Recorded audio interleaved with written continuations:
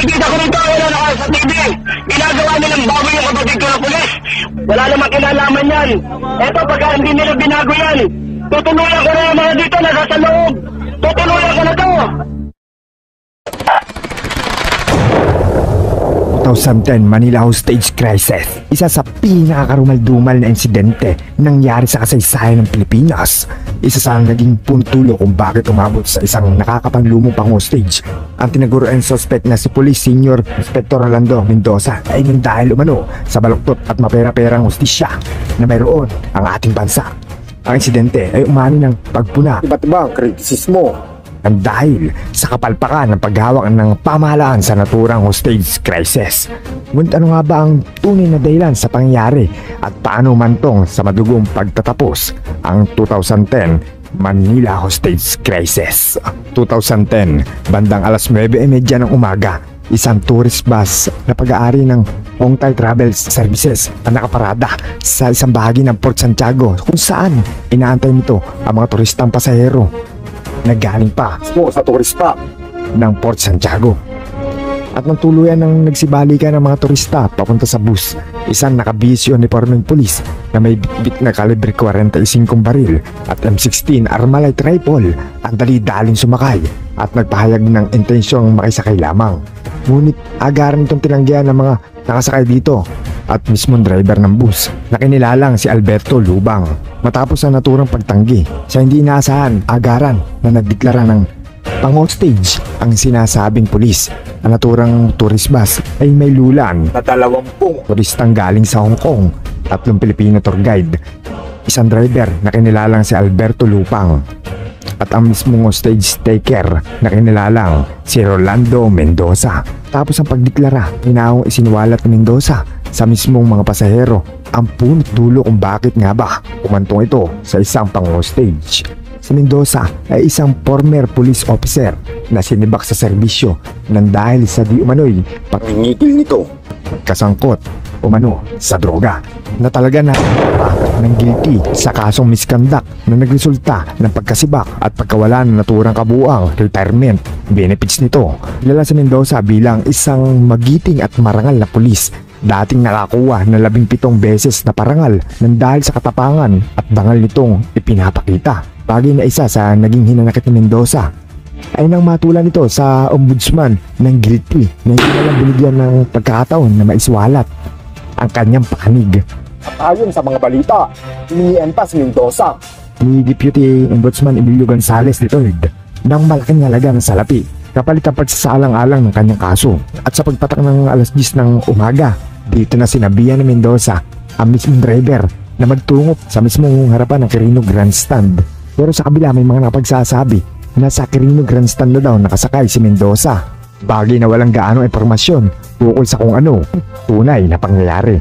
Pag nakapesto na ang bus sa mismong harapan ng Quirino Grandstand, dito na pinosas ni Mendoza ang driver nang tumunog na naturang balita ukol sa pang-hostage. Agaran na pinalibutan ng mismong area ng mga otoridad, pulis at mga kasundaluhan. Agaran na kumalat sa mga lokal at internasyonal na mga news ang naturang insidente. Isa sa mga inatasang negotiators sa naturang pang-hostage ay ang dating kasamahan din ni Mendoza na si Colonel Orlando Yebra at Major Romeo Salvador. Sa mismong negosasyon, isang demand ang pinarating ni Mendoza kung saan ang ditong bawiin ang naturang hatol ng ombudsman sa kanyang kaso at sinasabing inosente siya at frame up lamang ang lahat ng paratang. Sinabi rin ni Mendoza na voluntaryo siyang susuko kung sakali mapaunlakan ang naturang liham sa kabilang banda ng mismong Quirino Grandstand. Sa mga oras na yon, sa mismong site, pati na rin ang SAP Special Action Force. Agaran na pumesto ang mga SAP at ang mismong mga sniper team nito. Dakong alas 9 ng tanghali, kasunod ng mga negosyasyon na ginawa ukol sa demand ni Mendoza na bawiin ang hatol ng ombudsman sa kanya para maibalik na ito sa serbisyo. Sa katiyakang tugon ang ipinarating ng mga negotiator kay Mendoza at sinabing na iakyat ng muli ang kaso nito sa ombudsman upang muling suriin. At nang dahil sa matiwasay na negosyasyon ng magkabilang panig, pinakawalan ni Mendoza ang ilang mga hostages kasama na ang isang matanda at mag-asawa na may kasamang 3 bata. Ngunit kapalit pala sa paglaya ng mga ito ay ang dalawang photographer na naging voluntaryo hostages. Nakalaunan ay pinalaya lang din kasama na ang isang Pinoy na tour guide. Sumatotal, nasa 6 na dayuhan turista at 3 Pinoy ang nakalaya ng mga oras na yon. Ngunit ang masaklap nang dahil sa pagdaksa ng mga media na nagsagawa ng operate sa pangyayari, tila ba naging sangli at dahilan nito upang maudlot at matuldukan ni Mendoza ang kasalukuyang umuusad na negosasyon. Sa mismong loob ng bus, may isang TV monitor pala na tinatanong si Mendoza na naging dahilan upang mamonitor nito ang lahat ng mga news agency na nagsasabi o nagsasagawa ng coverage. Dito na mas naging maras ang aksyon ni Mendoza kung saan pumalag ito sa mismong bias na balita ng media na tila ba pinalabas lamang ang negatibong bahagi ng kwento. At nang dahil dito, isang demand ang ginawa ni Mendoza kung saan pinahihintulutan ito na makapasok ang media sa loob ng bus upang makapagpahayag ito ng kanyang saloobin. Ngunit tinanggihan ito ng mismong kapulisan ng dahil na rin sa lubang mapanganib na at delikado ang sitwasyon. Bandang 1:00 may 1 oras na magmula nung nagdeklara si Mendoza ng media interview. Hindi pa rin ito pinauunlakan, bagay na tila ba naubusan na ng pasyensya sa Mendoza. Dito na naglagay ng 2 note si Mendoza na ipinaskil sa bintana ng bus. Nakasaad dito ang katagang Media Now at 3 AM PM. Deadlock. Sa oras na iyon, nakita nakaposas ang isang personahe sa mismong harapan ng bus at dagdag ni Mendoza, totodasan itong ang isang personahe sa bus kung sakali na hindi mapaunlakan ang demand nitong media interview. Habang nagpapatuloy ang negosasyon, sa hindi inaasahan, isang personahe ang hindi nag-anilangan na pumasok at naglakad papunta sa bus. Kinalala ito na kapatid pala ito ni Rolando Mendoza na si SPO2 Gregorio Mendoza. Agaran din naman itong nilapitan ng isang negotiator na si Major Romeo Salvador. Dito na nakitaan ng isang armas si Gregorio Mendoza sa kanyang tagiliran at sa walang alinlangan agaran itong dinisarma ni Major Salvador sa mismong harapan ni Rolando Mendoza. Ngunit ginayot ni Gregorio na wala itong intensyon at sinasabing tutulong pa ito sa negosasyon upang mapakalma ang kapatid nitong si Rolando Mendoza. Dito na nagsagawa ng isang pag-uusap ang dalawang magkapatid gamit ang cellphone. Sinabi nito na wag na munang ituloy ang 3 PM deadlock at ipapaliwanag daw nito sa kanila kung sama ng loob nilang dalawa. At noong mga oras na iyon, isang report na rin ang pinaalam kay Mendoza na ang mismong kaso nito ay kasalukuyan na rin nire-review ng ombudsman. Hanggang sa dumaan ng ilang oras, 6:00 ng gabi, sa di inaasahan, isang radio station na nakapagsagawa ng isang interview. At kasabay ng oras na iyon, dumating na rin ang isang sulat na galing mismo sa ombudsman at agaran na inabot ito kay Mendoza sa pamamagitan ng kanyang kapatid na si SPO2 Gregorio Mendoza. Dito na mas uminit ang sitwasyon kung saan tila ba mapangahas na ang bawat galaw ni Mendoza sa loob ng bus. Isang proposal naman ang pinahayag ng isang negotiator na si Colonel Yebra kay Mendoza at sinabing kukumbinsihin umano nito ang kanilang boss upang pansamantalang suspindi na lang muna ang implementasyon ng naturang penalty sa kaso. Siya namang agaran tanggap ni Mendoza ang sinasabing proposal ni Colonel Yebra. Ngunit tila ba hindi nagkasundo ang mga mismong superior ni Colonel Yebra, sila Mayor Lim at General Magtibay. Bagay na tila ba nabigo na naman si Mendoza sa bagay na hinihiling nito. Sa kabilang banda, habang patuloy ang ginagawang coverage ng media, tila ba naging sanhi ito upang malaman ni Mendoza ang lahat ng mga critical information sa labas, kabilang na ang mismong pinopestuhan ng mga snipers. Noong mga oras na iyon, isang tensyon ang nabuo sa ugnayan. Bigla na lamang inaresto ang kapatid ni Mendoza na si Gregorio Mendoza at talagang live na live ito na makikita sa mga telebisyon.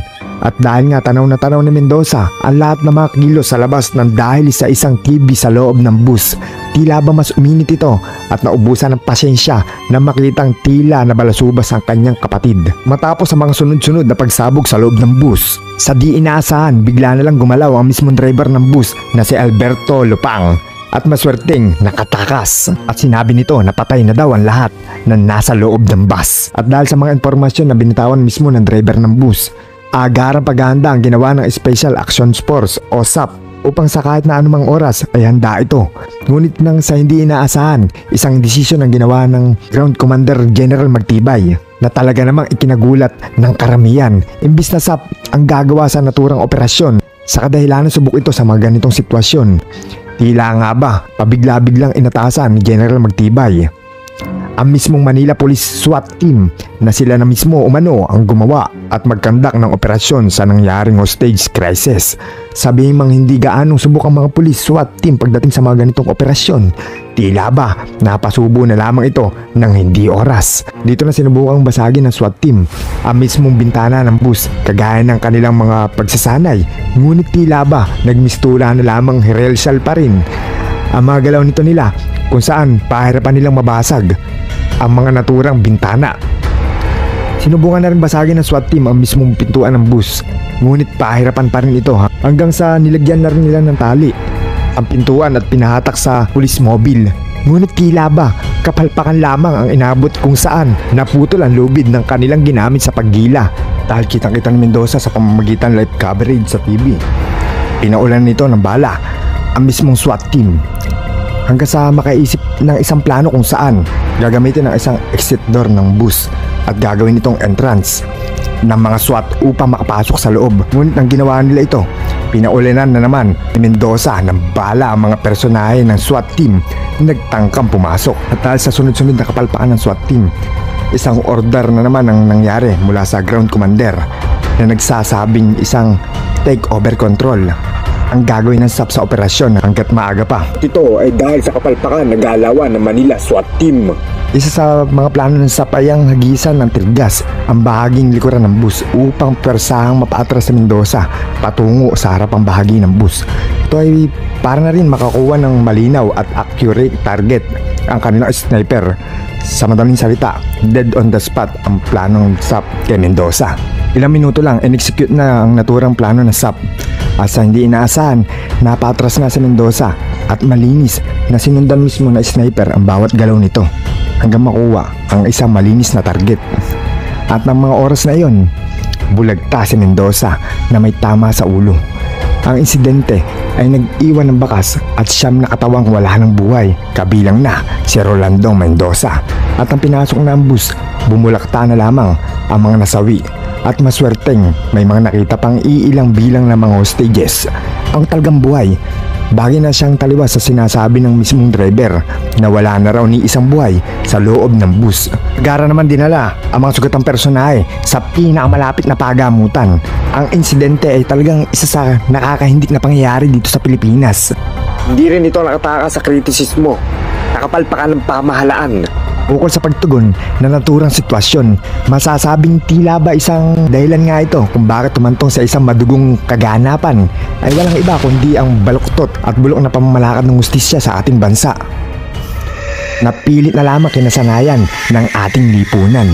Ikaw, katropa, naniniwala ka ba sa mga ito? I-komento nyo naman ang opinion dyan sa comment section para sa bagay na ito. Kung gusto nyo pang makarinig ng mga ganitong katulad nitong mga kwento, i-like lang ang ating Facebook page at mag-subscribe sa ating YouTube channel.